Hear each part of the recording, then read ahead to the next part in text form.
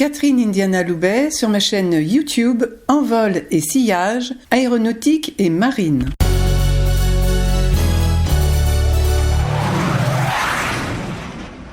Bonjour à la Marine nationale et merci de nous accueillir sur ma chaîne YouTube Envol et Sillage qui, comme son nom l'indique, fait part de la culture, de notre patrimoine national et de tous les métiers, les missions, aussi bien de l'aéronautique que de la marine. Et aujourd'hui, nous allons fêter, on a du mal à l'imaginer, 400 ans de la Marine nationale.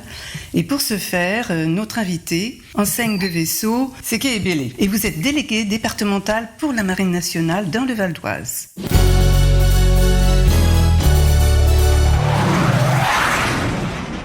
Je vous laisse commencer un petit peu sur l'historique. Nous sommes sous Louis XIII, je crois, 1626. Exactement. Donc en fait, la naissance de la marine démarre avec l'édit de Saint-Germain, donc qui a été signé en octobre 1626. Et c'est cet édit qui a créé pour la première fois en fait en France une marine d'État, et qu'on va dire qui est à la fois permanente et organisée, et qui a été tout de suite placée sous le commandement unifié du cardinal de Richelieu, avec l'appellation de grand maître, chef et surintendant général de la navigation et du commerce. Et ce qui a fait qu'il a eu derrière les moyens destinés à en assurer la sécurité. Pour imager un petit peu les bateaux qu'il y avait à l'époque, c'était des galions ? Si on revient un petit peu dans l'histoire, c'est vrai que Richelieu était persuadé de la vocation maritime de la France. Et alors juste pour citer une formule qu'on lui attribue, une formule célèbre, c'est « Les larmes de nos gouvernants ont le goût salé de la mer ». Ah oui, en effet. Trop longtemps ignoré. Et c'est vrai que c'est une véritable intuition qu'il avait, et qui fait qu'à date, la France dispose, vous le savez comme moi, aujourd'hui, on est le deuxième domaine maritime mondial. Tout à fait. Et c'est vraiment cette volonté dès le départ d'avoir une marine unifiée qui a permis d'étendre les moyens, d'avoir les moyens de mettre en place une marine de ce niveau. Et si vous voulez qu'on revienne un petit peu en arrière, on peut effectivement voir toute l'évolution qu'a pu connaître la marine, dans le sens où on est passé d'unités à voile à des bâtiments à vapeur, et puis ensuite on a eu des bâtiments au mazout, au gasoil, et puis enfin jusqu'à ce qu'on peut avoir maintenant, la propulsion nucléaire. Et si on va plus loin, on voit qu'on est passé d'embarcations qui étaient des coques en noix, simples coques en noix, à de la cuirasse et à de l'acier. Donc vous voyez toute l'évolution, on est vraiment passé vraiment plein de stades qui n'ont fait que progresser au fil du temps. Et le dernier point que j'aimerais rajouter, c'est qu'on est vraiment passé du vaisseau de surface, donc que tout le monde connaît uniquement, à progressivement l'emploi de sous-marins, puis d'aéronefs, et voire maintenant de drones, toutes les réflexions qu'on peut voir actuellement sur l'usage de drones. Donc on voit vraiment une marine qui a dû s'adapter à l'évolution du monde, aux nouvelles missions qui lui ont été confiées, et puis aussi aux possibilités offertes par la technique. Parce que c'est vrai que les évolutions technologiques ont vraiment tiré la marine vers une marine d'excellence et d'expertise. Alors pour nos auditeurs, la marine, quand on dit la marine, bien sûr on pense la mer, mais il y a la marine marchande et la marine militaire, donc la marine nationale. La différence, on la connaît, mais la marine nationale, pour la jeunesse, quelle est-elle aujourd'hui ? Progressivement, vous l'avez dit, on est passé du bateau à coque à maintenant au métal, si on peut dire, et sous-marin, etc. Mais que représente la marine nationale aujourd'hui ? Ces métiers, et c'est justement la journée, vous allez nous en parler, vous allez avoir une journée le 6 juin sur l'île Adam, faite bien sûr de festivités, mais en même temps pour mieux faire connaître cette marine nationale. Oui, alors la marine, en fait, quand on y réfléchit, c'est plus de 80 métiers qui existent. C'est vrai que c'est pas forcément la première idée qu'on peut avoir quand on pense à la marine. Donc c'est 80 métiers qui se répartissent sur 14 domaines d'activité extrêmement variés et à forte employabilité. Et pour citer quelques exemples, on a du domaine du nucléaire, de la maintenance, de la cybersécurité, de la restauration, de l'hôtellerie, de la santé, de la mécanique. Donc autant d'univers très différents et et qui permettent aussi, et ça c'est un élément important à avoir en tête, j'ai la possibilité d'entrer au service de la marine pour quelques années et derrière je suis assuré d'avoir une forte employabilité dans ma reconversion civile. Et oui, alors il y a un âge limite au fait pour les jeunes qui veulent rentrer. Les recrutements sont principalement à destination des jeunes, on va dire, de 16 à 30 ans, avec différents moyens d'accès, différentes écoles qui vont vous être proposées, différents parcours. Voilà, principalement, on va partir sur un public de 16 à 30 ans. Il faut aimer la mer déjà, j'imagine. Bien sûr, mais comme je l'ai indiqué, en fait, la nécessité de se dire, c'est vrai que bien souvent on a ce raccourci de se dire j'ai le mal de mer donc je ne peux pas intégrer la marine. Non, pas du tout. La marine, elle est ouverte à tous.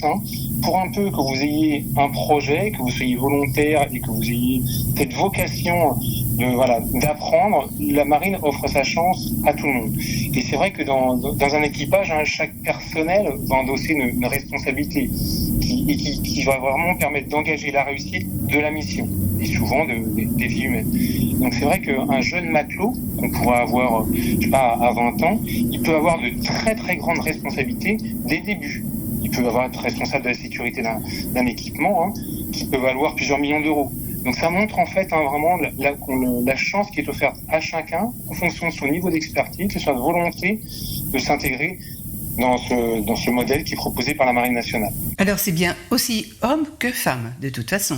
Tout à fait. Voilà, la marine est ouverte à la fois aux hommes et aux femmes, et vous avez un taux, je ne vais pas dire de bêtises, mais ça serait à vérifier, mais je crois qu'on est à plus de 20% de taux de féminisation.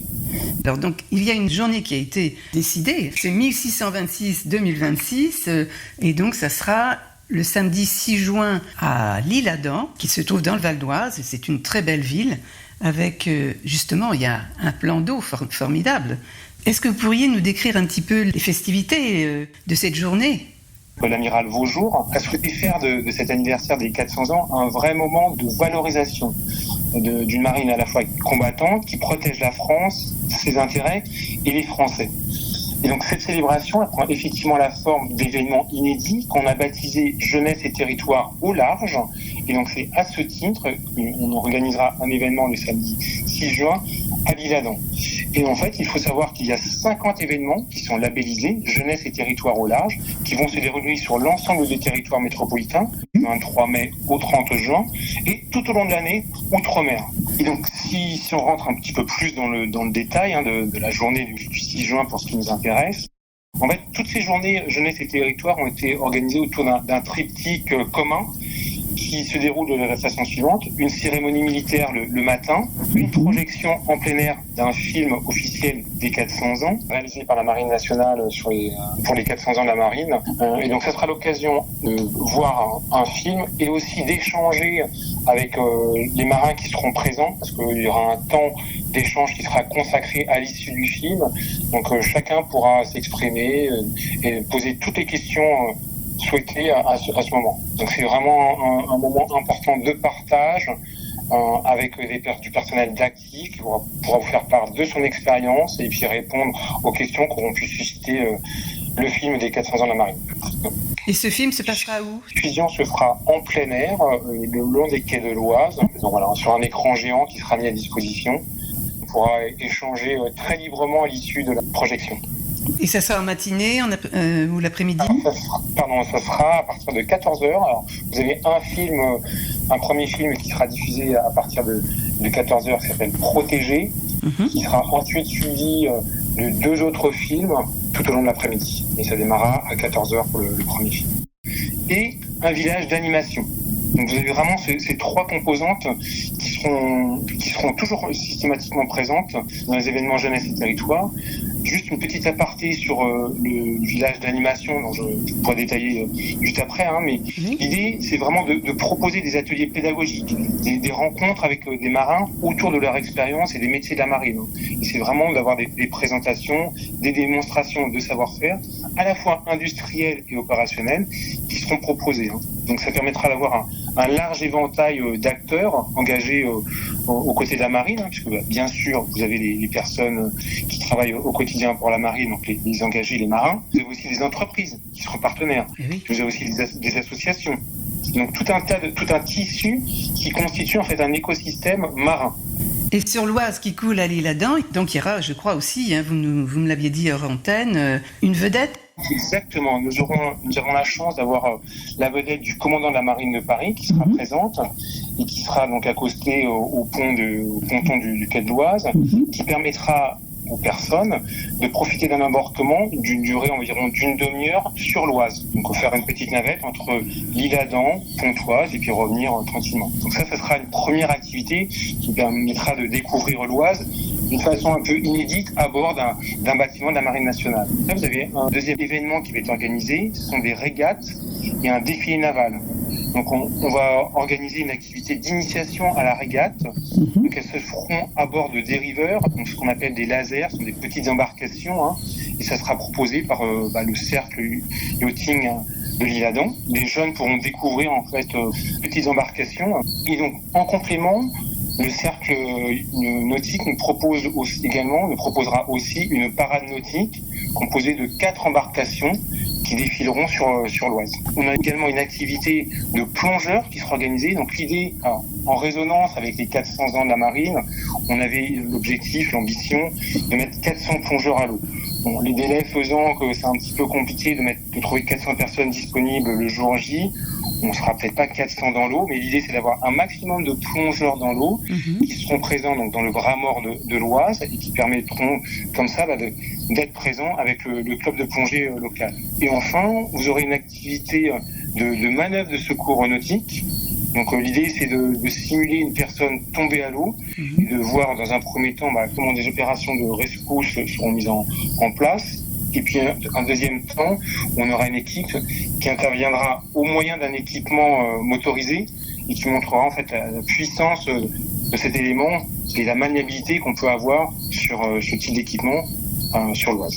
Voilà, donc en gros, différentes activités nautiques qui seront prévues l'après-midi, donc de 14h à 18h, avec différents temps forts, comme je vous l'ai indiqué. Et le matin, justement, les horaires, ça commencera vers quelle heure ? Alors, le matin, nous avons une cérémonie militaire qui sera organisée à partir de 11h jusqu'à midi, suivie de chants de la chorale locale, ainsi que de 3 moments musicaux d'un orchestre local. Et si des personnes, justement, veulent avoir des renseignements, c'est le site de la marine ? Avoir plus d'éléments encore. Oui, alors, les informations, comme je vous l'ai indiqué, en fait, on a un tronc commun des jeunesses et territoires au large qui a été mis en place. Et donc, elles sont reliées au travers du site de la Marine nationale. Et sur le site de la Marine nationale, vous avez une carte de la France et en cliquant sur la zone indiquée, vous avez le déroulé complet de la journée. D'accord, donc on va sur le site de la Marine nationale et là, en l'occurrence, donc Paris et autour de Paris et le Val d'Oise, c'est ça en fait. Voilà. Exactement. Bon, écoutez, et alors cette Marine nationale aujourd'hui, elle est bien sûr partout dans le monde et comme vous dites, elle nous défend. Des choses qu'on a souvent tendance à oublier parce que c'est vrai qu'on ne la voit pas, nous ne sommes pas en mer. Il faut avoir l'esprit d'équipe quand on s'engage dans la marine, comme partout, remarquez, mais à bord d'un bateau.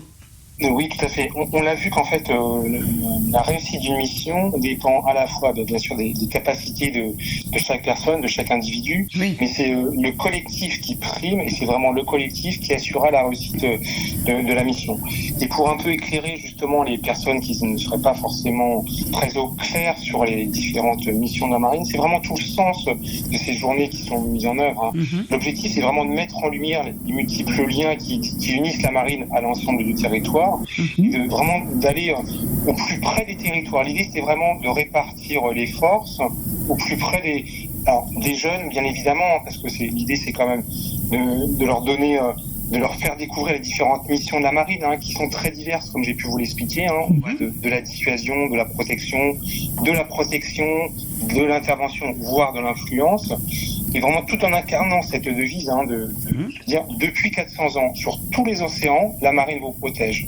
Et la marine vous protège à la fois sur l'océan, sur vos côtes, mais aussi à l'intérieur. C'est vraiment ce message pour que ça devienne concret pour chacun d'entre nous.